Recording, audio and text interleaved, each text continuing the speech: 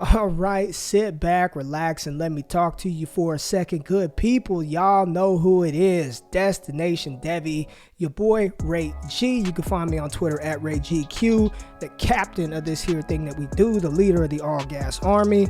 Hey man, here we go. It is time to start really taking serious these 2021 prospects. Our fantasy seasons are over. A lot of us were eliminated in the first round of our playoffs. Some of us are still alive, but we've got 2 weeks left. And if you're playing into week 17, find a new commissioner because that's not good. We don't want people playing into week 17 in the playoffs. So it's time to look ahead. And for this show, I am so excited to do this rookie way too early 2-round mock draft with NFL landing spots. So let me take you through the setup. I went through 10 different mock drafts, CBS, Bleacher Report, hell, sites I didn't even know who they were, ESPN, little sites, big sites, and kind of compiled where these players were drafted, and we actually paired up landing spots with these players. So we won't just be saying I'll draft Jamar Chase. We've got some landing spots, some projected landing spots for these players, and we're going to talk about where we would select them in a 2-round single quarterback league. And for this show, I wanted to bring on somebody who actually pays attention to the college game. I know a lot of times we see these mock drafts from these big name analysts who don't watch any type of college football. They're just going off of, I don't even know what they're using, but I wanted to make sure that we had somebody who actually pays attention to the college game, understands it, lives and breathes this Devy crazy space that we live in. And I couldn't think of a better guest. And y'all know, OGQ doesn't bring on a lot of people. I like to run this thing. I'm the captain of the ship. Look at me, I'm the captain. But in this show, I wanted to bring in one of my boys, somebody that I've met through this community, that I converse with regularly. He is actually a content creator himself. He is the Devy Team lead over at Dynasty Nerds. Go check him out, dynastynerds.com. He's got rankings and all of that stuff over there. He is the host of the Fantasy Football Roundtable with my man Dennis Bennett, who's also a member of the Dynasty Nerd Squad, and he co-hosts the Devy Debate. It's a new show. Him and 2 other guys, they do a really good job of diving into these college prospects, so make sure you check out the Devy Debate. This is my man. He is a diehard Cleveland Browns fan, the Ohio State Buckeyes. Let me make sure I put the in front of the Ohio State Buckeyes. Matt Bruening. Let's welcome Matt into the show. Get in here, Matt. Where you at? Let's add you to the screen. There you go. Boom. Oh, there we go. Okay. What's going on, man? What's going on? Thank you so much for having me. I appreciate it. Thank you for putting the respect on the Ohio State. That means a lot to me. It really does. I mean, a lot of people don't do it, and I know there's a lot of haters out there, but I really do appreciate that. Thank you for having me on, man. I'm excited to be here. Obviously, you're one of the guys to look up to in this community with everything you do. So I'm just trying to follow your lead. So I appreciate you having me on here. Yeah, no problem, man. I had us in this side-by-side space. I don't really like that. I run this show, so I'm going to make myself big. I put you in the corner down here at the bottom, but the people can see you. So, Matt, you heard what we're doing here, and you've seen a list of these landing spots for these quarterbacks, these wide receivers, these running backs, these tight ends. We have not discussed who's drafting who. We haven't talked about any of these prospects. So we are going to dive into it, and we are going to start round 1. You are the guest of honor. Let me just, let me real quick for the listeners, okay? I'm going to do this rapid fire. Quarterbacks, the landing spots for these quarterbacks: Trevor Lawrence, the Jets; Justin Fields, Jaguars; Mac Jones, the New England Patriots; Zach Wilson, the Carolina Panthers; Trey Lance, Chicago Bears; Kyle Trask, the Pittsburgh Steelers; and Jamie Newman, the Minnesota Vikings. Wide receivers: Rondale Moore, the Los Angeles Chargers; Rashad Bateman, New Orleans Saints; Jamar Chase, the Giants; Devonta Smith, Dolphins; Jalen Waddle, Lions; Terrace Marshall, Falcons; Amon-Ra St. Brown, Ravens; Seth Williams, Tampa Bay Buccaneers; De'Ami Brown, the Saints; Kadarius Toney, the Washington Football Team; Sage Surratt, Green Bay Packers; Elijah Moore, Bengals; Chris Olave, the Lions. Running backs: Najee Harris, Pittsburgh Steelers; Travis Etienne, Arizona Cardinals; Javonte Williams, Atlanta Falcons; Kenneth Gainwell, Arizona Cardinals; Chuba Hubbard, Carolina Panthers; Zamir White, Steelers. C.J. Verdale, Seahawks. Demetric Felton, Jaguars. And the tight ends, Kyle Pitts, Cowboys. Pat Fryermuth, Jaguars. Brevin Jordan, Cardinals. Hunter Long, New England. Now, you guys probably heard some multiple landing spots. It's perfectly fine. I mean, that's what we came out with from these 10 mock drafts. So you draft based on landing spots. It doesn't matter if we pick two guys that went back-to-back to the Steelers. It's all projection, but this is geared to give us some context to these selections. Matt, you are up at the one-on-one. Kick us off in this draft. Well, since it's one QB, I think it's the obvious answer here is Najee Harris. I mean, landing in Pittsburgh is the perfect spot for him. I know you've mentioned it a couple times, not just on your podcast, but on Twitter, that you think that'd be a perfect spot for him. And I agree. I mean, he's by far one of the best runners in this class. What he does catching the ball too, I think is kind of underrated. You go back and just look at the highlight catch he made against South Carolina, looking like a wide receiver making that catch, the way he high pointed it. He's a phenomenal runner. We were talking a little bit in your Discord channel on your all gas group there in Discord about his negative and positive game script runs. 9% negative runs this year, no gain, which is just ridiculous. By far the best in the nation. Nobody even close to him. I think he's a perfect fit for that offense. Running with an 88.9 rushing grade this year from PFF. Give me Najee Harris all day, every day, regardless of where he lands. But if he goes to Pittsburgh, I think it's a smash one. Yeah, if he goes to the Pittsburgh Steelers, man, I've said this, and people think I'm crazy. I would take him over Ezekiel Elliott in Dynasty. I would take him over Josh Jacobs in Dynasty. And honestly, man, I know there's a lot of Miles Sanders truthers out there. I like Miles.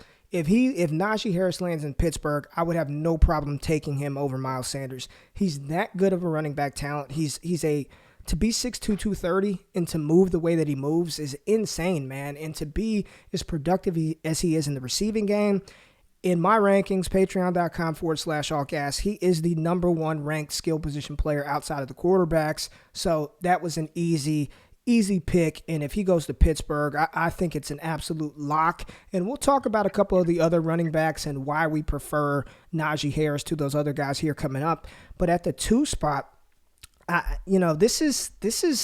this one was kind of tough for me because I do like the landing spot of Travis Etienne with the Arizona Cardinals. But I'm taking, if Devonta Smith lands with Tua Tagovailoa in Miami, he's going to be the number one receiver there. They've already got a connection. I trust what Brian Flores is doing, and Devonta Smith is my wide receiver one in this 2021 class. I know that's kind of, taboo a little bit, a little hot takey, but there's nothing that he does or that Jamar Chase does that Devonta Smith can't do. The only knock on this kid is his weight, and I really don't give a damn about any of that. So right here, the Miami Dolphins number one wide receiver, I'm taking Devonta Smith, wide receiver, Alabama. What do you think about that pick? I like it, man. I'm not as high on him as you, but I can't challenge you on that, especially after the games he's been having this year. I don't. No, challenge. I am not someone that I'm not gonna judge him on his weight like some people do. I know a lot of people, as you just mentioned, are kind of on he doesn't have the body size. The only thing I worry about, and you can prove me wrong. I know you played defensive back in college, so you can probably explain this a whole lot better than I did. I worry about when it comes to his size, being able to get off those guys who play press coverage on him and use that physicality against him getting off the line. That is the only thing I think could hurt him at the next level. Now, when they're not doing that, absolutely smash. And again, I love the landing spot, like you just mentioned, with him going there to Miami with Tua, because they don't really have that alpha threat that I think can do everything like Smith will be able to do if he goes to Miami. So here's my question. If I asked you how many lockdown, man-to-man, Darrelle Revis type cornerbacks are in the NFL that scare you, how many of those guys can you name? A handful, maybe? 3 or 4, I think, would probably be that come to the top of my mind. Yeah. Maybe. Yeah. And one of those guys, if you're thinking about Stephon Gilmore, we'll see how, he's getting up. The NFL is changing, man. And these cornerbacks, dude, the last dude that I've seen be able to completely erase somebody was Darrelle Revis. Completely erase, folks. The game is played differently, and I'm just going to bet on the talent and the technician that Devonta Smith is, that I'm not going to let that concern me. But hey, fair point. I just want to hear That's why I said challenge, baby. I want to hear it. So you're up 103. And remember, when we make these picks, drop the landing spot as well. So who do you got at 103? Well, I want to say don't sell Denzel Ward the Warden in Cleveland. Phenomenal cornerback. The next best thing.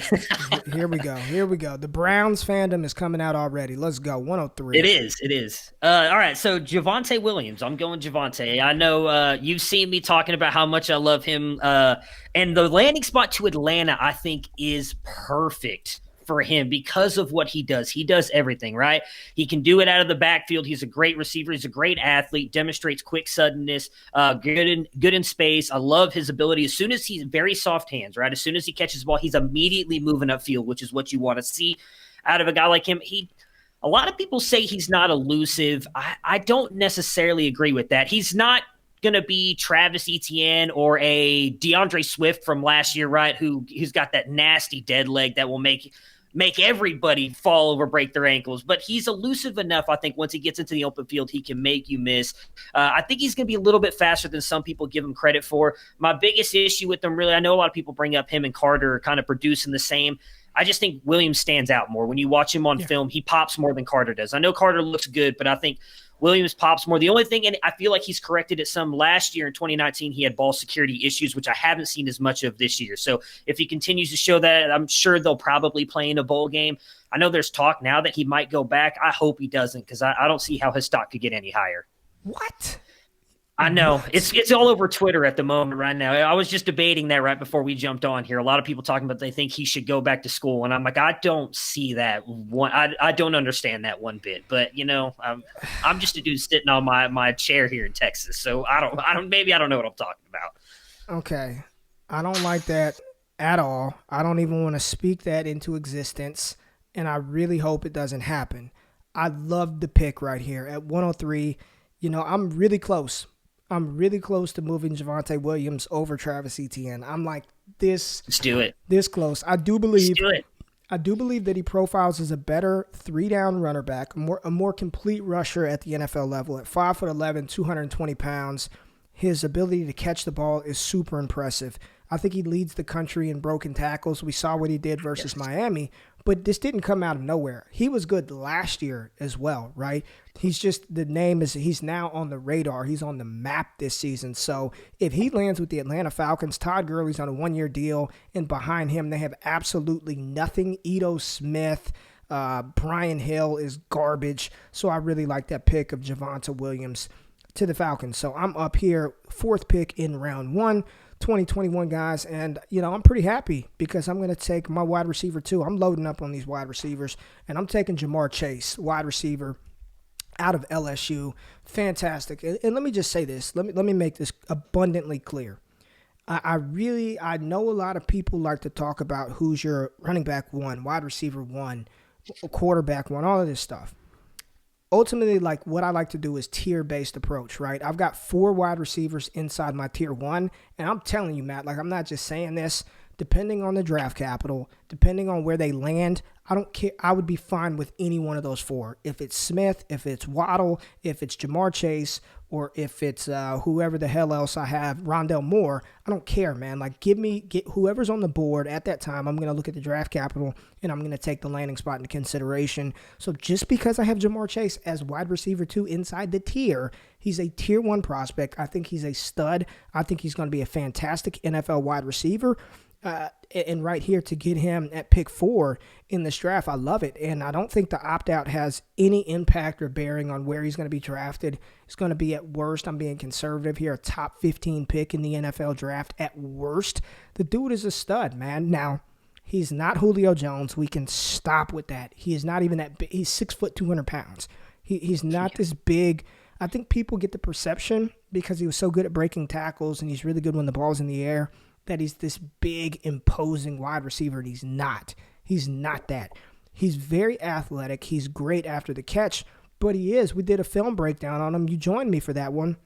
He's kind of raw, man. He's a little raw. He doesn't have the best release. He likes to fight a lot off of the line of scrimmage, but he's physical. He reminds me of an A.J. Brown light type player, like just his ability after the catch to take those short plays and turn them into long gains, to break tackles. DBs better pack their lunch because that dude is bringing it every play. So right here at the 104, Jamar Chase, and he landed, I didn't even tell you. I told you to follow the damn rules, and I didn't even tell you where he landed, right? Jamar Chase to the New York Football Giants. Is it Football Giants or is that the New York Football Jets? Which one? I think it's the Football Giants. No, there's right? New York Football Giants. Football Giants. Like the Giants, get Daniels. And I like that Atlanta spot. Get Daniel Jones a true number one.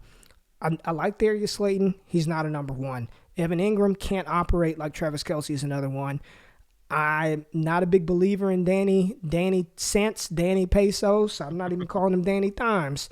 Not a big believer in him, but get him some weapons first. Like, let's get him a guy. And I think if they're in a position to grab Jamar Chase, they upgraded with Will Hernandez a couple of years ago. They got Andrew Thomas at left tackle. He's playing much better. Get Daniel Jones a weapon, and let's see what he can do. And Jamar Chase would slide right into that number one role and probably produce for us really early. Yeah, and I mean, it helps out that whole offense. If they keep Sterling Shepard there in the slot, it helps open up stuff for him. Evan Ingram, who we've seen has actually stayed healthy this year and started producing for the Giants, if he could continue doing that and having a guy like Jamar Chase opposite of him, it's just going to help open up things for him even more as well. So, yeah, I'm with you on that. All right, 105, who you got? I mean, I hate to keep going running backs here, but I'm someone where if I want a running back, and I know you may have gotten this from someone else, but I've heard you say it before, and I believe I'm right there with you. You've got to get those running backs. It's a 3 to 5 window, right? So you want to get those guys young. Wide receivers you trade for later. You know, I got Paris Campbell and a couple other guys in these leagues lately. Deontay Johnson, when he was struggling early in the year, traded for him cheap because they weren't doing much right now. You can get those guys on the back end. So unfortunately, I'm taking Travis Etienne here. I don't hate Travis Etienne, despite what some people think. We've got him going to the Cardinals here, which I think is a great spot for him with the way that Cliff Kingsbury kind of runs his offense. Obviously, he's got that game-changing burst and acceleration. He's going to beat almost everybody in a foot race. I'd love to see him, Smith, Waddle, Rondale Moore. I think Ruggs and who am I missing? Tyreek Hill are faster than those guys, but get all those guys together in a race would be fun to watch. But Etienne does everything. My biggest thing, and I'm going to, again, steal this from you, his vision worries me a lot from what I've seen from him at Clemson, and that's the biggest thing for a running back. And if you're not doing that great at Clemson, which is a top-tier school, they've got a top-tier offensive line, I think you might fail to do that a little bit, or struggle to do that a little bit in the NFL. So that's my biggest worry with him, maybe why he's fallen here to 105, the third running back taken in this draft. Regardless, it's his game-changing burst and acceleration, and he's not a zero in the receiving game. He does it. He can do it. He's gotten better at it over the past couple of years. So I think he can produce for you there. So I do think landing in Arizona with the dual threat like Kyler Murray could definitely open up holes for him to make it easier for him to kind of see those spots as well. I mean, that's going to be intriguing, man. If he lands with the Cardinals, and let's just say, because I don't think Kenyon Drake is going to command big money on the open market. So there's a chance that they can bring Kenyon Drake back and on a cheap deal, like a 2-year deal, let him be the early down hammer. You have Travis Etienne mixing in with a player like Kenyon Drake, Kyler Murray, that kind of Konami code quarterback, opening things up for him. I think he could find some success. And the fact that he has been, look, from a guy who last year, coming into last season, said he was afraid to catch the ball, to see, I checked his stats. He has 41 receptions on the season. And I was like, damn, I didn't know that. I really like that landing spot, and I actually considered him, but I wanted to grab Jamar Chase. So I'm going to go with the trifecta, and right here, it worked out to my advantage here because my wide receiver 1, 2, and 3, I get all 3 of those guys. So you know who I'm taking, baby. You know I'm taking the most dynamic playmaker in the 2021 class, Rondale Moore. Just saw today that he graduated from Purdue in 2.5 years. This dude is, listen, you talk about out of sight, out of mind. People forget. And I know this is going to hurt you. If you want to know what he's about, go watch the 2018 game of Purdue versus Ohio State. And this Ohio State defense had Jeff Okudah, had Chase Young, had Sean Wade, was Denzel Ward there? Denzel Ward. I'm pretty sure Denzel Ward was there. And every other player that you can name. And Rondale Bosa Moore, brother, Chase Young. I think Bosa was there. When I say he single-handedly dismantled that defense, it was special. I remember watching that game and literally had goosebumps on that final run where he just ran through the entire defense. He's dynamic. His breaking all of those Big Ten records as an 18-year-old true freshman. What more? Listen, if we're going to sit here and give Ja'Marr Chase all this accolade and say how much he dominated in his truly one season, right? Because he didn't do jack shit as a freshman. I think he had like 200, 300 yards. What Rondale Moore did as an 18-year-old in the Big Ten, listen, he's not going to play outside at the next level. He's going to be a slot. But I believe that if he lands, and in this mock, Rondale Moore was drafted by the Los Angeles Chargers. You pair Rondale Moore with Justin Herbert, with Keenan Allen, who's your number one. They've got a tight end in Hunter Henry. You've got this dynamic running back in Austin Eckler. You throw Rondale Moore in the slot with Herbert? Dude, listen, I saw the second team, and I wanted to save this for the show, that came up the most with Rondale Moore were the Cleveland Browns. I saw Rondale Moore to Cleveland. Either of those landing spots would be fantastic for a player like Moore, a short area quickness, get him the ball in space. But for the purposes of this mock, Rondale Moore to the Chargers, I'm taking him here at 106. I love it. And I was hoping you weren't going to take him because I was going to bring up the Browns narrative that you just brought up. We talked about it, and I'm going to do my best to be a hype man here. I'm probably going to get this wrong. Patreon /allgas, is that correct? It's something like that. They know where to go. Okay, you need to go to it. Not only just with your Ja'Marr Chase breakdown, which was phenomenal the other day. We do a ton of talking, and we were talking about that in there the other day, and I agree with you. I love Beckham, and I don't know if he'll get – I feel like it's leaning toward he's probably going to be gone this offseason. They've got a lot – they can get out from underneath his contract, and he's just, for whatever reason, doesn't fit well in that offense. But you know who I do think will? Rondale Moore. With the way that Kevin Stefanski is drawn up plays for him and Landry, I think he'd be phenomenal there. It would help out Baker a ton. So I was hoping to go more there just so that I could pick him to the Browns and throw the Chargers comp out there. But I mean, you know I love my guy, Justin Herbert. So if I can get him with Justin Herbert, trust me, I'll be taking more in every single rookie draft I'm in if possible. So for my guy, he's the last of my tier one as well, and it's Rashad Bateman. We've got him going to the Saints here, which I think is going to be a great fit. He's very fluid, really good route runner. I think really good with his double moves, great hands, really good. He's not Rondale Moore when it comes to running after the catch, but he's very good at that as well. I think that's his best quality. Very good at breaking tackles and shoving off guys. He's not great though. He doesn't have that top end speed. He's not gonna break away from people, and he also doesn't have that big size to be a possession receiver as well. So I think he's got to fit perfectly into an offense. I think what we're seeing with Emmanuel Sanders this year, he could be a little bit better than that, opposite of Michael Thomas. And I think as much as I love him and have him in that top tier one, I think he profiles more to be like a wide receiver 2 at the next level. And going to a team like the New Orleans Saints worries me a little bit because I don't think Breeze comes back. So what they're going to do at quarterback, but you've got an offensive genius in Sean Payton, who I think having Thomas and Bateman there as your wide receivers are going to find a way to scheme both those guys open. Yeah, I like that pick. I didn't think you would go there, but I kind of like that, man. I thought you were going to take the guy that I'm going to pick right here. At the 108 spot, but Bateman of the Saints, I mean, they need another number 2. It's not Traquan.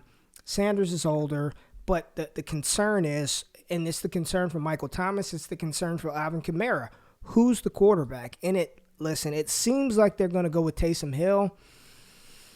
I don't know how many wide receivers and or running backs, and we got Adam Troutman there, who a lot of people are high on at tight end. I just don't think he's going to throw the ball enough to support that. You know, it's funny, this new kind of dynamic we're seeing across the NFL with these quarterbacks that are just dual threat guys, and they're utilizing these quarterbacks to their strengths. And Taysom Hill, one of his strengths is running the ball. So that landing spot kind of concerns me, but I've learned my lesson from A.J. Brown. I've learned my lesson from all these other players every single year to fade, stop. Landing spot is a small piece of the puzzle, and it should never overtake the talent, and the talent of Rashad Bateman is undeniable, as is the talent of the player that I'm going to take at number 8. And I got my wide receivers 1, 2, 3, and 4 in this class, and I'm taking Jalen Waddle, who in this mock was drafted by the Detroit Lions. And listen, Patricia's gone. Don't know who's going to be there. But outside of Kenny Golladay, and I do believe that they re-signed Kenny Golladay, but Danny Amendola, no thank you. and Marvin Jones is old. He's probably not coming back. It's Kenny Golladay. It's T.J. Hawkinson. I think Jalen Waddle, that dynamic playmaker, they're in a division where they're scoring points. You got to keep up with the Packers. So I would love Jalen Waddle in a complementary role to Kenny Golladay. He's a dynamic playmaker. I think from day one, he's the most dangerous punt returner in the NFL from day one. The time he's drafted, I'm not concerned about the injury. I've seen videos of him working out. I think he's going to be fine. In the 5 games that he played with Alabama this year, I think he didn't have a game under 5 receptions, and he didn't have a game under 100 yards. So he was on a path to just tear it up before he broke his ankle. I think he'll be fine. So right here to get Jalen Waddle at the 108, I'll take it, baby. Yeah, I don't blame you. He's right there with all those other guys, and I think that speaks to just how deep this wide receiver class is as well, which is why at 109 I'm going Kenneth Gainwell, going back to the running back well here. Damn you. Talked a little bit about him. So on the mock here, we've got him, or you've got him going to the Cardinals, which we just talked about ETN going there. I actually would like to see him go to Miami with Tua and this budding new offense. He's a decisive ball runner. I think he's very slippery, quick, explodes through the holes, attacks the line of scrimmage. I like everything about him. Kind of a guy you talked about earlier in Jamar Chase. He's kind of forgotten about, right? Because he opted out. I mentioned earlier doing that gains and loss charts that I was doing this weekend. And so I went back and did all of his last year, and he came out a lot better than I expected him to, especially with, we talked about he was the reason Antonio Gibson couldn't get on the field. And look at what Antonio Gibson is doing right now with Washington. So I think Gainwell going there with Tua, we know that he can do stuff in the receiving game as well. Tua's not afraid to check down. We saw that in college. I think we saw it with Myles Gaskin, and I think it's fair to say Kenneth Gainwell is a step up over Myles Gaskin. So if he can go there to Miami, I think in a budding offense that we've already seen, 8-5 team now, great defense. They're a team on the come up. Brian Flores is a phenomenal head coach. Kenneth Gainwell, I think, fits perfectly in there with that offense. So I would put him in Miami if I could, and I would take Kenneth Gainwell. Yeah, and let's just say hypothetically, if the Cardinals draft him, I don't think that'd be a bad landing spot either. I think he can do everything that Travis Etienne does. And he's fast. Like, he may not have the acceleration of Travis Etienne, but he can move. And to your point, 230 carries, 1,400 plus rushing yards, 50 receptions, and over 600 receiving yards as a red shirt freshman. He is the reason why Antonio Gibson did not play, because he's that damn good. He's 5'11". They list him at 194, and a lot of people are like, oh, that's so small. I believe coming into the season, Travis Etienne was listed at 5'10", 199. So they're right there around the same size. Didn't expect Kenneth Gainwell to go this early. I thought I'd be able to get him towards the back end. But I really like that pick, and I'm a big fan of him. I have him as my RB4 in the 2021 class. But right here at the 10 spot, my tier 1 of wide receivers has been depleted. My tier 1 of running backs has been depleted. But you left me the best tight end prospect we've seen in a long time. And in this mock, Kyle Pitts was selected by the Dallas Cowboys. Sign me up. And I like me some Dalton Schultz. He's one of my sleeper tight ends. I got a lot of Dalton Schultz. If Dallas drafts Kyle Pitts, the hell with all my Dalton Schultz shares. It's Kyle Pitts time. And I don't care who the quarterback. I mean, just think about another weapon for Dak or whomever's there. It's going to be Dak. Let's stop the shit. It's going to be Dak. You add Kyle Pitts to CeeDee Lamb to Amari Cooper. I think we got Gallup for one more year. I mean, goodness gracious. I love it. He reminds me of prime Jimmy Graham. That's who he reminds me of, but even more athletic, even more fluid, a better route runner. Jimmy Graham was straight off the basketball court at Miami. Kyle Pitts is probably one of the best wide receivers in this class, and there's something to be said. Travis Kelce is probably the fantasy football MVP this season. When you have a dynamic weapon at tight end that you don't have to think about, it's such an advantage in fantasy to have Travis Kelce, to just throw him in your lineup and know that you're going to get 6 receptions, 85 yards, and probably a touchdown every single week. Right now, Matt, I believe that Kyle Pitts is a top 5 dynasty tight end right now. The only tight ends I would take over him right now are Darren Waller, George Kittle, Travis Kelce, and probably T.J. Hawkinson. Outside of that, I'd take him over Mark Andrews. I'd take him over Noah Fant. I'd take him over Jonnu Smith, Mike Gesicki. He's that good. So to get him here at the 110, I'll take it. Yeah, I'm with you. We actually had a little debate about him on the Devy Debate podcast recently because I said I'd take him as high as 1.6 in rookie drafts because of that right there. Like, I understand the wide receivers are great, running backs are great, but if you've got the guys off the board that we just had go off, and you're leaving, I think it was Bateman and Water, the only two left that weren't drafted at that point because ETN was gone. I would take Pitts there because in fantasy football, you have that winning advantage right there every single week. As you said, set it and forget it tight end. You don't have to worry about it anymore. There's enough wide receivers and running backs in this draft that you can get somebody decent in that second round. I'd much rather pair a Pitts and say a De'Ami Brown or Amon-Ra St. Brown or Kadarius Toney in the second round than maybe I shouldn't say Pat Freiermuth. Let's assume Freiermuth's gone. Like a Waddle and like a Hunter Long in the second round or something like that. Like, because Freiermuth's ridiculously good as well. But yes, yeah, Pitts is going to be amazing. I may or may not have made a bet that I think he's going to have the greatest rookie season for a tight end ever. And if that fails, I unfortunately have to sing the Hail victory song of Michigan, which they don't win enough games for me to hear that song, but I guess I do have to sing that in a Michigan uniform, which I'm not excited about, but I think he's going to do it. So I don't have to worry about singing it, but I'm with you. I love Kyle Pitts. I think he's a smash grab right there. I'm trying to think. So this is one QB, right? You're at one QB. You're at 111. Where are you going? I'm going to go wide receiver. I really want to go quarterback here. I'm going to do it. I'm going to take my boy Justin Fields. I'm doing it. I think, all right. And I know Justin Fields over Trevor Lawrence, right? People say, they're going to say I'm crazy, Buckeye homerism. And you might be right. I can't say that you might not be wrong. There may be a little bit of Buckeye homerism coming out with this pick, but I think Fields does everything that Lawrence does. He may not have the arm that Lawrence does, and I think the IQ's there. He's an effortless thrower. He can run and throw off platform. Great mechanics and delivery. I think that my biggest issue with him is sometimes he's a little bit too quick to drop his eyes and maybe move around in the pocket. He gets a little bit uncomfortable with blitzes, which I will give Trevor Lawrence. He seemed to do a little bit better than that this year. Last year, I think he struggled at that too, but this year he's looked a lot better. Where Fields, I think, is different is I think he's more athletic than Trevor Lawrence, and we've seen with Russell Wilson, Kyler Murray, Zach Wilson coming out this year, those guys who can get you those extra yards running the ball is key in fantasy football. You get those quarterbacks, Josh Allen, who get you those rushing yards, rushing touchdowns, Dak Prescott as well. It's game changer. I know Trevor Lawrence can do that, but I don't think he's as good as Justin Fields. So if I have to pick a quarterback in this draft that I think can be my guy for a decade plus, we've got him going to the Jaguars, which again, pairing him with Laviska Shenault, DJ Chark. I'm sure they're going to add either another running. If they keep James Robinson, Robinson's been phenomenal. I think he completely changes that offense. Give me Justin Fields all day, every day, and twice on Sunday. And here is the first guy to take Justin Fields over Trevor Lawrence, and I believe that we're going to see this more than people think. If this plays out the way that we all think, with Trevor Lawrence going to the Jets and Justin Fields going to the Jaguars, we see with these quarterbacks who can have an ability to move with their feet, right? And Justin Fields, let me just say this. He isn't a rushing quarterback that throws the ball. He's a quarterback that happens to be able to run, and he's fantastic running the ball. And, I'm not going to argue it. If in my rankings, I have Trevor Lawrence as my number one player in Superflex formats. My second number one player is Justin Fields. I don't even put a number two. In my rankings, it goes T-Law 1, Fields 1, and then Najee Harris is 2. Like, I just can't even put a number 2 by his name because he's that good.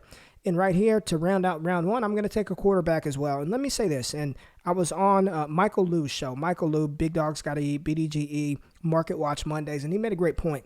I think sometimes in Superflex leagues, we overvalue quarterbacks, and in single quarterback leagues, we undervalue quarterbacks. And if I have an ability to get one of the 2 tier 1 quarterbacks here at the back end of the first round, even though it's not Superflex, even though it's not 2 QB, it's invaluable, man. If your number 1 quarterback goes down and you have nobody else after that, or it's a middling level star, a middling level QB, like, you're hurting. So right here at the 112 spot, I'm taking the best quarterback prospect to come out since Peyton Manning, Trevor Lawrence. I don't need to spend a lot of time talking about him, but I will say this, and I'm going to continue to say it. Trevor Lawrence and Justin Fields are floor-raising quarterbacks. And when I say that, there are certain quarterbacks that come into the NFL that no matter what situation you put them in, everybody around them gets better. It's the LeBron James effect. LeBron James took a team of Larry Hughes and Druzes Ilgauskas, whatever his name is, and Eric Snow and all these other randoms Booby Gibson to the NBA Finals. He's a floor raising player. Andrew Luck, floor raiser. Patrick Mahomes, floor raiser. Deshaun Watson, making guys relevant that we've never heard of. Jared Goff, not a floor raiser. Gardner Minshew, not a floor raiser. Trevor Lawrence, you drop him on this New York Jets team right now as is, and they are a much better football team with Trevor Lawrence. I'm not saying they're a 10-win team. I'm not saying they're a 5-win team, but they've got some decent pieces around them as well. Crowder's not bad. Perryman can stretch the field. Denzel Mims looks like he can be a number one. So right here at the back of the first, to get Trevor Lawrence as my number one player in Superflex formats, one of the best quarterback prospects that we've seen, I'll just solidify my team with that. And in this mock, yes, he goes to the Jets. I don't even need to say that. So recapping round one, Najee Harris, Pittsburgh Steelers, pick 1. Devonta Smith, the Miami Dolphins at 2. Javonte Williams, running back, North Carolina, but now running back the Atlanta Falcons, 3. Jamar Chase, wide receiver of the Giants, 4. Travis Etienne, running back, Arizona Cardinals, 5. Rondell Moore, wide receiver of the, where the hell did Rondell Moore go? To the Chargers at 6. Rashad Bateman, Saints, 7. Jalen Waddle, Lions, 8. Kenneth Gainwell, Cardinals, 9. Kyle Pitts, Cowboys, 10. Fields and T-Law, Jaguars and Jets round out round 1. And it's going to get spicy in round 2. That's where the real fun is going to happen. But let me tell you something, Matt. I am now a business owner. I'm a small business owner. And I'm telling you, American business builders spend way too much time trying to manage their money when they should be focused on growing their business. I do that. I'm trying to manage my money. I need to focus on my business. But American business builders need a bank account that makes the hardest part of running their businesses easy, man. And I'm telling you, One North, I checked them out. I'm not just going to talk about some stuff without checking them out. And One North, they have spoken to thousands of business owners across the country to come up with a banking product that was built to meet the needs of real hard-working ass Americans, man, as they build their product by adding new features, expanding their capabilities. They continue to talk to business owners every single day to find out what North One can do to make their lives easier so they can focus on building their businesses. And I'm telling you, they can manage money and make payments and bills from anywhere in the world, at home or on the go. You can connect your bank account to the tools your businesses use every day, like Stripe, Cash App, QuickBooks, and more. You could set up sub-accounts to help save for huge expenses like rent, payroll. Gosh, I can't stand that. And tax time. None of us want to deal with tax time. You can deposit, send checks digitally. No more searching for your checkbook. Withdraw or deposit cash at ATMs nationwide. And it's only $10 a month with none of them surprise hidden fees. So I'm telling you, people, sign up for a North One account. It takes you 3 minutes or less. I'm telling you, business banking made. All right. Round 2. You are the guest. I had the last pick in the first round. You are going to kick us off here in round 2, and now it should get interesting. So where are you going with the first pick in the second round? So I'm taking Terrace Marshall Jr. We've got him going to the Falcons here. I do think that would be a great landing spot for him. If I had a choice, I would love to see him go to Houston and give Deshaun Watson possibly that number 1 receiver target, but I believe Houston doesn't have a first or second round pick, and I doubt Marshall makes it out of the second. But he's got a terrific blend of size, speed, and strength. He's unfazed by contact when he gets up to the top of his routes, and he's a phenomenal contested catch player as well. Really good hands. I think he's obviously been very underrated with how bad LSU's offense has been. And then you've got Devonta Smith on the other side of that conference just putting up historic numbers and balling out the way he is. We've kind of all seems like just forgotten about how Terrace Marshall is, how good he's been. I really think from everything I've watched from him, the only thing you can say bad of him, he's not a great run blocker, but I don't care about that because I want him to go out there and catch balls and make plays after the catch. If he does go to the Falcons, I don't think he's a huge guy this year, especially with the way Calvin Ridley's kind of stepped up. And I think Julio's going to be there for at least another year or two, especially based on his contract needs. And Matt Ryan has really kind of fallen off a cliff, and he is also kind of tied into them, I think, for $40 million next year. So they can't just cut him, and I don't see anybody trading for him. So I think if you take Terrace Marshall here and he goes to the Falcons, you might have to wait a year for him to kind of come on the scene. But I still think he's one of those phenomenal guys in this class, top of tier 2 for me for sure. Yeah, I'm a big Terrace Marshall fan. And on that LSU team with Justin Jefferson, with Chase, with Clyde Edwards-Helaire, with Thad Moss, he broke out quietly. He was a breakout. He had a 19-year-old breakout age. Dude can play, man. And from all accounts, like if you go back and look at his prep profile, they say that the dude is like a freak athlete, like freak athlete. He just dealt with some injuries coming out of high school, but I'm a big fan of Marshall. And it's funny, the game before he opted out, I think he had like 10 grabs, 130 something yards versus A&M, and he was like, I'm done. I did enough. I did enough from last season. I did enough this year. So I really like that. And I think, coming in, they do need an upgrade over Russell Gage. Russell Gage is serviceable, but they need an upgrade over Gage, and they need to start planning for life after Julio Jones. So I actually would really like Marshall and Calvin Ridley in Atlanta. Houston would be awesome, but he's not lasting to round 3. I think he's a player that probably has a chance to sneak into the back end of round 1 in the NFL draft. So I really like that pick to kick off round 2. I, again, am going to go with the pass catcher because if you guys have not gotten the memo, the running back class is not deep and it is not very good in 2021. And I'm pretty damn happy to land my number 5 overall wide receiver in the class. I got my guys 1 through 5, and I'm taking Amon-Ra St. Brown, who in this mock, I don't love the landing spot, but I just talked about I'm not going to play that game. Amon-Ra St. Brown was mocked to the Baltimore Ravens, okay? Amon-Ra St. Brown, wide receiver from USC. He is the brother of Equanimeous St. Brown, wide receiver of the Green Bay Packers. He's got another brother, Osiris St. Brown, who plays for Stanford. This is the best of the Brown brothers. I mean, he is legit at 6'1", 195. I think he's the best technician in this class. He's just, the way that he gets open, the way that he uses his body. He had 4 receptions and 4 touchdowns in like the first quarter of USC's game a couple of weeks ago. He's just an absolute stud. The kid was sort of built for this, man. Watching his older brothers, like he was built for this moment. And I think the Ravens need a number 1. It's not Willie Snead. It's not Hollywood Brown. It's not Miles Boykin. So I think Amon-Ra St. Brown comes in, and sooner rather than later, he would take over that number 1 wide receiver role, sure-handed, can play in the slot, can play outside. So here at the 201, I'm taking. I love St. Brown. I hope he doesn't go to Baltimore. That's all I've got to say about that. I don't need to give Lamar Jackson any more pieces. He's got enough. All right, the dude's loaded. Let's calm down. Let's calm down. The Ravens don't need any more help. Oh gosh, who you taking at 203, Matt? I'm going to go to the tight end pool here. You were mentioning quarterbacks kind of get underrated. I think when you're in a tight end class like this, they can get underrated as well. You get a Kyle Pitts like you took earlier, who's going to be your tight end for probably, I would say, a decade, if not more. I'm taking Pat Freiermuth, who I think can do the same thing. They nicknamed him Baby Gronk, I think, for a good reason with the comparisons of his game. He's just a phenomenal tight end all around. He can do it all. Where Kyle Pitts is that athletic freak, Freiermuth is the complete overall tight end. He can block, he can run.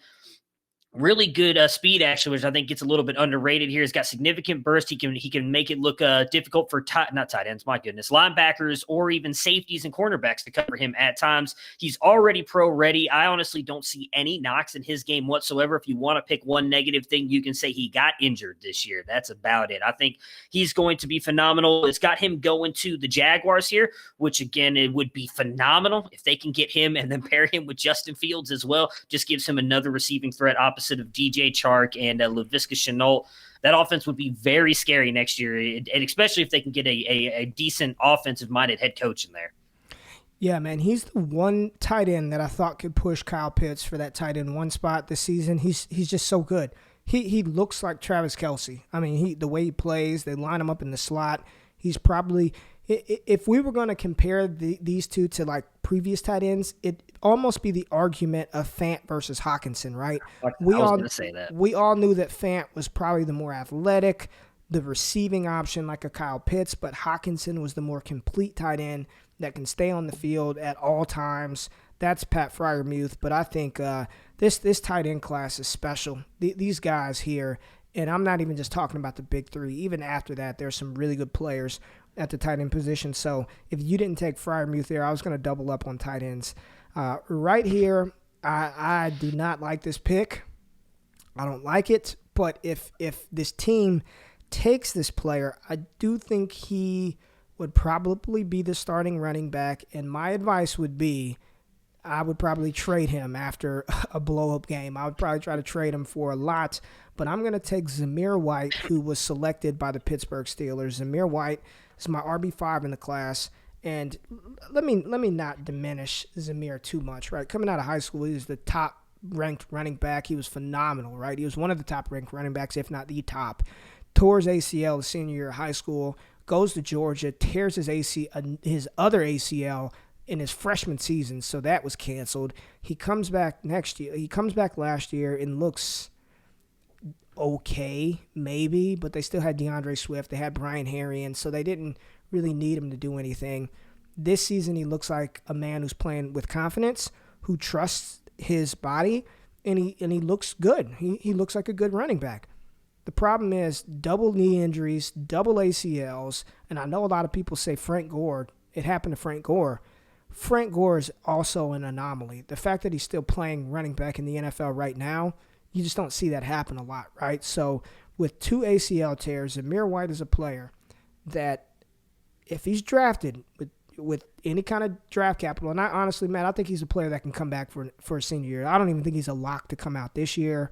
But if he does, and if he's drafted by the Pittsburgh Steelers, I don't have any running backs, so I guess at this point I want to get a piece of the running backs in this class. So Zamir White in a fantastic landing spot. I'd take it, bet on the talent for a year, and try to get rid of him. Yeah, I'm not big on Zamir White either. I haven't seen enough from him this year. Maybe that's just that Georgia's also been kind of struggling. I'd love to see more of him and JT Daniels together. That offense seems to have come more alive once JT Daniels started. So maybe he does come back. I'd hate that for my Kendall Milton shares. I'd much rather see Kendall Milton get out there on the field. But if he comes back, I'd like to see what he does. I'm not big on Zamir White at all, so I'd be with you. If he ends up going to Pittsburgh, I'd move him in a heartbeat. But hey, who wants the starting running back for Pittsburgh? Let's go. Give me the 2023 first-round pick right now. I'll even help you out. You don't even have to give me your 2022nd one. Give me your 2023rd. It's down the road. You're going to be winning. You don't care, and that's what I would do. I'm not going to lie. I literally immediately have buyer's remorse. Like, I wish I could redo that pick. Like, just that quick during this mock, I wish I could redo that pick. But you're up here at the, where are we at? The 205? 205, you're up. Yes. I'm taking Sage Surratt, a guy that opted out earlier this year with Wake Forest. Has helped out Donovan Green a lot, which is good for his stock. But Sage Surratt, natural athlete, terrific size, cannot talk. Excellent play strength, easily deals with contact with his release as a route runner. Love the way he attacks the ball at the catch point. Great ball carrier, great body control. Love everything about him. He's not the best deep threat, but we've got him going to the Packers here. I think he could be another perfect option outside of Devontae Adams. Pair him with Aaron Rodgers, who looks like he could play for another 5 years. Now, once Jordan Love comes in, I'll be a little bit worried about that. But as long as Rodgers is there, I'm good. Obviously, the big thing you've got to worry about with Green Bay is you hear all the rumors. If Rodgers doesn't have that chemistry with the guy, it takes a little bit of time for him to produce. So maybe you don't get much out of him this year. But I think if he lands with the Packers, he's easily better than Lazard and MVS right now. So Give me Sage Surratt going to the Packers with Devontae Adams and Aaron. And he's another guy who opted out, right? He opted out this season, but he's got incredible size. He looks like a phenomenal athlete. His brother's probably going to be a high draft pick, Chaz Surratt, linebacker from North Carolina.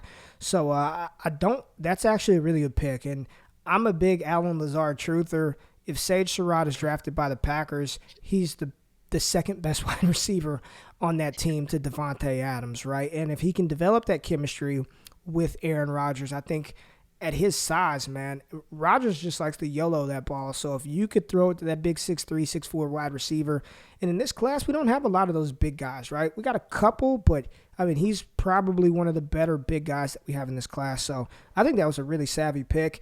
And right here at the 206, I am going to play a little strategy game because I know that this player has a cult following. And I know if I pick this player with this landing spot, I will be able to trade this player for whatever I want. And I'm going to take BYU's quarterback, Zach Wilson, who in this mock was selected by the Carolina Panthers. Listen, I already got quarterback in Trevor Lawrence, and in a one-quarterback league, I probably already have an established quarterback on my roster. This is a pure strategy play because there are other players on the board that I like, but I have a feeling that I'll be able to get one or two of those guys.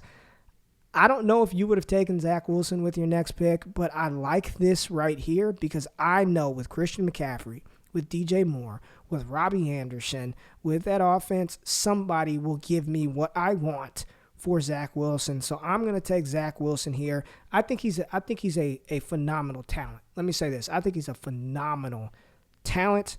I still think he's an unfinished product. Some people saying ridiculous stuff about him being better than Justin Fields. Stop it. He's not. There's 2 tier 1 quarterbacks, and then there's another tier of Lance and Wilson and Jones, and that's probably the tier 2. But Zach Wilson has a cult following, and if he lands with the Panthers, man, you'll be able to trade him for a king's ransom, even in a 1-quarterback league.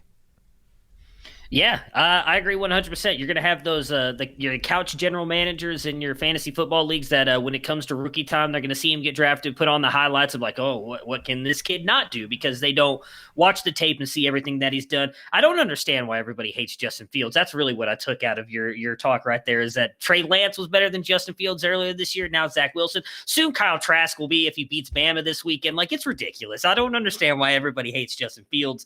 But yeah, I was not going to take Zach Wilson here, but I don't think that's a bad strategy because you're right. We all have, and I'm sure there's going to be those guys that are going to pop up in your drafts. As soon as you draft them, they're going to cuss, they're going to slam their fist down on the table, and then you've got them right there. Again, hey, how about that 2023 first you got? Again, you're going to be winning. Give me that 2023 first, and we'll call it even.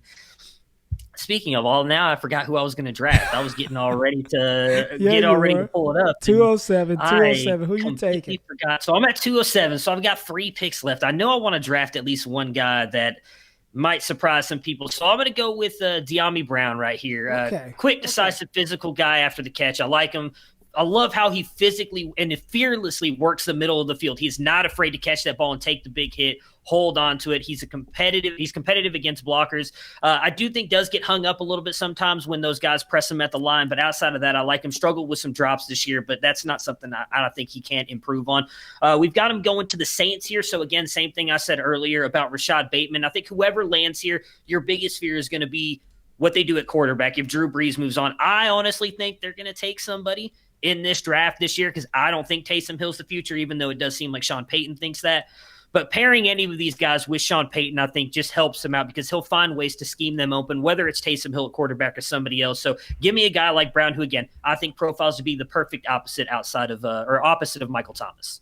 I actually think he's a better fit there than Rashad Bateman because Brown can stretch the field, right? You let Michael Thomas be the possession receiver that he is, and then you have Brown replace Emmanuel Sanders, Traquan Smith as a deep threat. I actually like that fit a little bit better than Rashad Bateman. But, again, the quarterback position is what is concerning. So right here, I'm going to take one of my favorite players in this draft. My number one favorite player is Rondale Moore. I think he's special. My favorite player in the class. A player that's rising for me like crazy, and I cannot wait to see him this weekend versus Alabama. And I think he's a player that has sneaky, when you're talking about who's going to sneak into round 1, I think Kadarius Toney, the wide receiver from the University of Florida, has a chance, okay? I'm not saying he will, but I think he's got a chance to sneak into round 1, but I'll put my stamp on it. He's not escaping round 2. You don't find playmakers like Kadarius Toney often, and what he's done in his final season at Florida, he's dynamic, man. He's a complete wide receiver who can do other things, a la like a Robert Woods, jet sweeps, punt returns, carrying the ball out of the backfield. I've seen some big-name people say, why draft Rondale Moore when you can get Kadarius Toney around later? I've seen that narrative floated around. I like both players. I think Rondale Moore is a tier above Kadarius Toney. But if Toney, in this mock, he lands with the Washington football team, I love that. You've got Terry McLaurin as the number 1. They need it. I don't even know who the number 2 wide receiver is for the football team. I mean, honestly. Do they have one? Do they have one? Cam Sims. They called Steven me earlier, Sims. but I've gotten a little bit out of shape. So yeah. You know what I'm saying? Like, I would love in this mock. He was picked in round 2. They selected a quarterback in round 1. So if you get a quarterback of the future, whether that's Lance, whether that's Wilson, whether that's Jones, and you get them another talented wide receiver opposite of Terry McLaurin, Washington's already got a solid defense. As a Cowboys fan, I'm not liking what they're doing over there, but here at the 208, Kadarius Toney is my pick. I love it. And I did not pick him specifically just for you because I knew you were going to take him eventually. So I kept knocking him down my board just so you could talk about him. But the reason I love that pick for him at Washington is Scott Turner there as the offensive coordinator. We saw him with Ron Rivera at Carolina and what he used to do with Curtis Samuel and moving him around the field, what he did with CMC. Kadarius Toney fits wonderfully into that offense. I don't want to say a gadget player because I feel like that's a negative connotation, but they can use him that way. And the way that they could use him in that offense, I think would be phenomenal, especially if they end up, I think, who did that have? We didn't have anybody. Whoever they get at quarterback, whether it's Mac Jones, Kyle Trask, Trey Lance, I'm with you. It'd be a phenomenal fit. All right, so for my pick, I think I'm going to go a little bit off the board here because I've got to take my guy. I've been pounding the drum for him all year, and I'm probably going to end up being wrong because usually when I go this into a player, I end up being wrong. So I'm just letting your listeners know now, just be careful with this pick. But I'm going Jamar Jefferson out of Oregon State. I think obviously there's a couple places that have good landing spots. I hate to say it, but I feel like Houston would be a good spot for him. That feels like an old Bill O'Brien pick because I feel like he's a little bit better than David Johnson and Duke Johnson merged together, but he's not an overall great back. He demonstrates excellent vision and instinctive feel to hit those cutback lanes, which is what I love the most about him. Great lateral agility, great footwork, runs to daylight. He showed in his freshman year he had that breakout age at 18. And our biggest question about him after that massive great year that he had as a freshman was, does he have the home run speed, the long speed to take it to the house? Well, this year he's shown it. Now, he's still gotten caught behind a couple times, but for the most part, he's broken off a bunch of great runs. He's got quickness, body control as a body character. That doesn't make any sense. A ball carrier. He's great in the passing game as well. Very dangerous after the catch. Something we haven't seen much of this year, but we saw it a lot his freshman year. 25 catches in his freshman year, and he's creative when he gets into the open field and space. So I don't know what the picks I put here would be Houston. I kind of want to put Tampa Bay, but I think they probably will eventually go to Keyshawn Vaughn, maybe even this week with Rojo being out. We'll see what happens there. I like the Jets as well, going and pairing him with T-Law because I don't think LaMichael Piron's the answer, and I honestly think Joe Brady may end up there in New York as the head coach with T-Law in that offense. If you put Jamar Jefferson there, I'd actually kind of like it even more. But those were the top three for me is New York Jets, Houston, and Tampa Bay. But I love me some Jamar Jefferson. He's a guy that I've loved for the past. We actually talked about him on my fantasy football show 2 years ago after the freshman season he had. Bad year last year, but he's really broken out this year, and I really like the kid a lot. Yeah, he's my RB6 in the 2021 class, and it really probably the only reason I don't have him 5 is because I think that the name cachet of Georgia would get Zamir White drafted ahead of him, and the reason why Matt was sort of coming up with landing spots is in these mocks, he wasn't picked in the first couple of rounds, right? So there wasn't anything for me to compare to. I like him. He reminds me of a poor man's Alvin Kamara. I think he could be that type of back at the next level. I think he could be a starting running back at the NFL with him. It's going to be the draft capital. If he gets the draft capital, he'll have an opportunity. If he doesn't, he's going to have to climb leaps and bounds to get that chance. But we see these running backs going down like flies. I really like that pick. So if he lands, and honestly, I mean, Houston, they don't have a pick until round 3. That's probably about where he would go. So I don't think that's a bad call one way or another. So right here, I've got 2 picks left, and it's gross. I'm trying to find other players that I would take, and I'm actually going to take a player that is not on the board, and I'm going to take Tylan Wallace, and he's another player that I think would be awesome in Houston, right? Didn't pop up enough in the first couple of rounds in these mocks, but I think Tylan Wallace, whether it's Houston, whether it's maybe the Jets, I would like to see him in a spot like that. Hell, even the Chargers might not be a bad landing spot for Tylan Wallace. He's a player who profiles, and I've said this even last year, I think he's a very good wide receiver 2 for an NFL team. I don't think he's the number 1.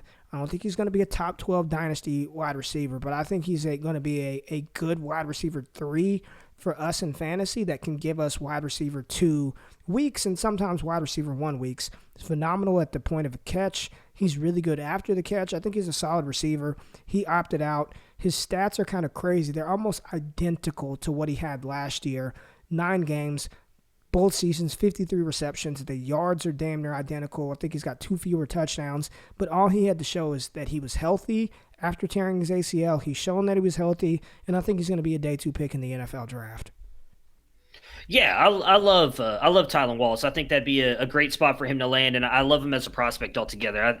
I think maybe he gets a little bit forgotten about because Oklahoma State hasn't necessarily been great this year, and he's not that explosive prospect. Like, he makes great catches. You don't see him making those amazing plays that kind of pop up on highlights every single week, so people kind of forget about him. So I'm up at, what is this, 119? 211. This is it. Oh no, this is my last pick. This is it. Man, why you got to make this difficult? I was gonna try and go a little shocking people here again too, but I kind of want to go. There's a quarterback I really want to talk about, but I gotta do it. I know who you're gonna take, so go ahead and do it. Do you? Who you think I'm gonna take? You're taking Trey Lance, man. I'm not taking Trey Lance. I'm going off the board. But no, I won't do it because it's too controversial. We need to give you your listeners. Wait a minute. Were you gonna say Kellen Mond? Of course I was going to say no. I was going to go Desmond Ridder out of Cincinnati because I love that kid. But go Desmond Ridder. Well, I just realized Trey Lance was still on the board. So was Mac Jones and Kyle Trask. So that would be really – I am stupid. I am not that stupid. I would take Desmond Ridder if we were doing a 3-round mock. I'm going to take Amari Rodgers here. He's another slot receiver I think is getting a little bit overlooked. He's not on the list here either as a guy, so he's probably in the 3 to 5 range in the mock draft. So he doesn't have a landing spot on here. I was looking – I actually kind of really think he'd be a great landing spot in Los Angeles as well. The Chargers with Justin Herbert.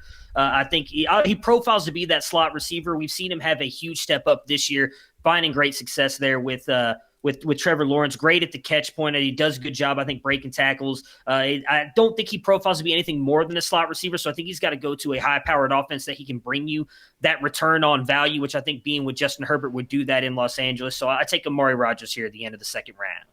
I'm a fan of Amari Rodgers, man. I actually like that pick, and I think what we're getting from this exercise is that the Chargers probably need another wide receiver. I don't know what they're going to do with Mike Williams, and if a wide receiver lands with Justin Herbert, I think at that point in time, whomever it is, their stock is going to increase tremendously. So here I am at the last pick in our mock, and this has been quite the fall for this player, and the landing spot, I think it's decent for him. I really do. And the player that I'm going to take to round out this mock is Chuba Hubbard, the running back from Oklahoma State. This mock draft has him going to the Carolina Panthers. I do believe that the Panthers will be in the market for a running back to back up Christian McCaffrey. I believe that Mike Davis has done enough to get some kind of 2-year deal somewhere else, and I don't blame him. Go get paid, Mike Davis. You've served admirably for CMC. But I think the Panthers realize they cannot run Christian McCaffrey into the ground. If they want him to fulfill his contract obligations, they're going to have to get another running back. I don't believe Rodney Smith is that guy. I don't believe Reggie Bonifant is that guy. And I actually think that a player like Chuba Hubbard would fit really well with Carolina. You get him in there.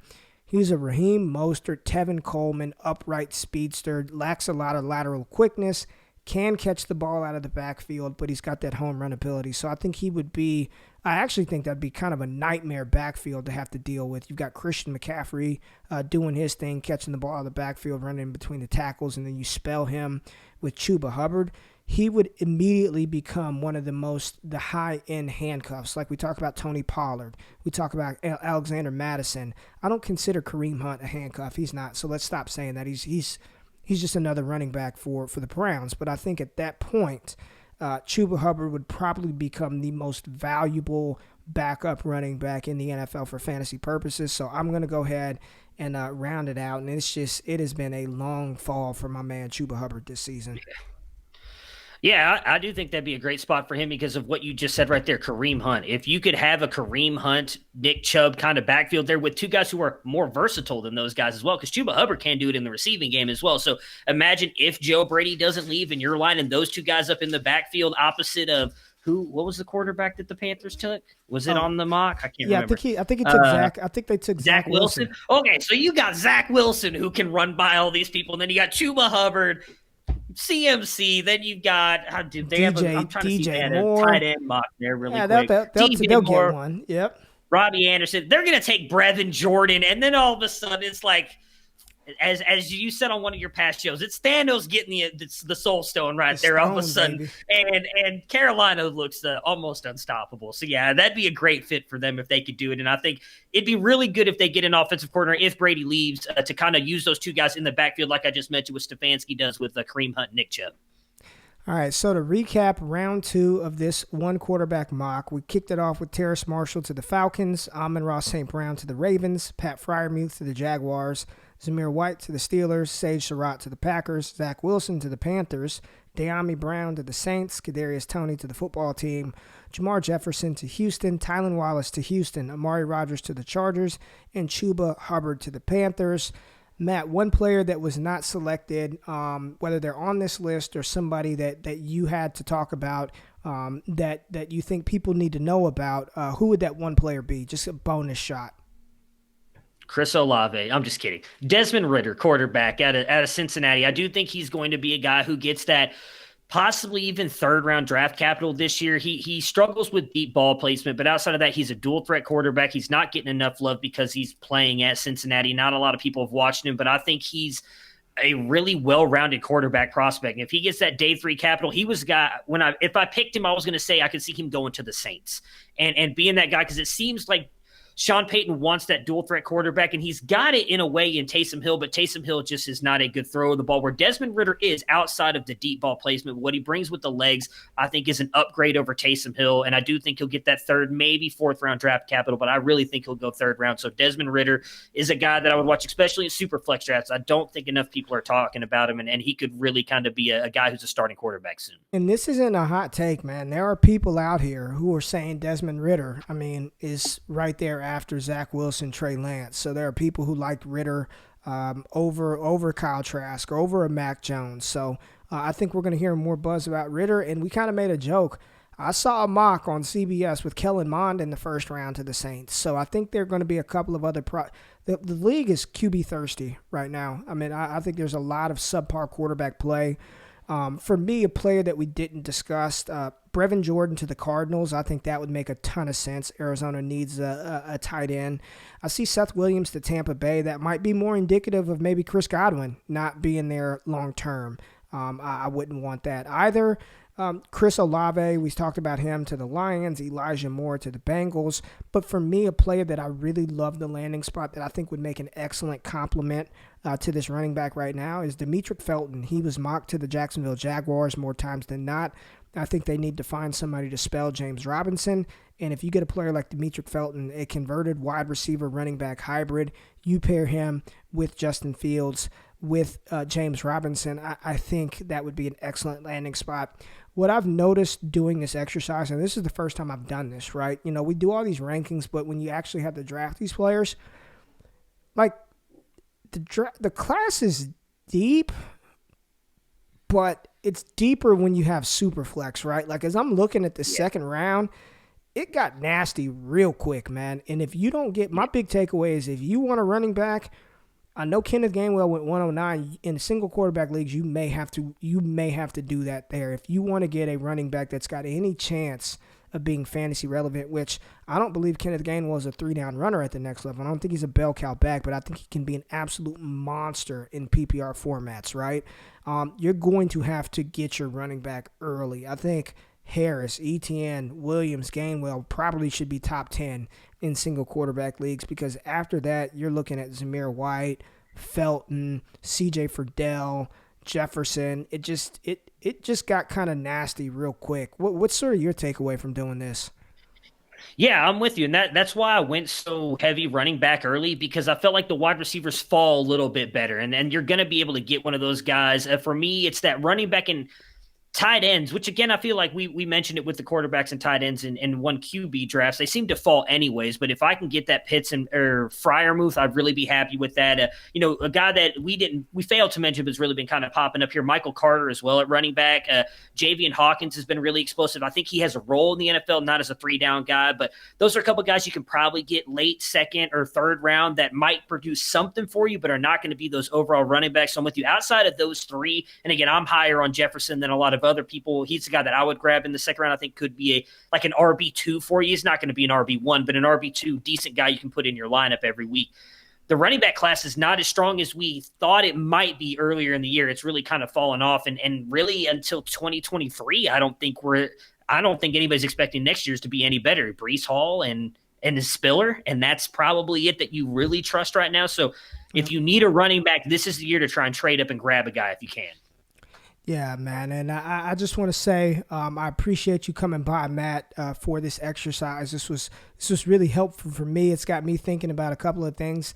Luckily for me, I don't participate in many one quarterback leagues. It's all super flex, so I know that we'll have more quarterbacks going in the first round of those super flex leagues.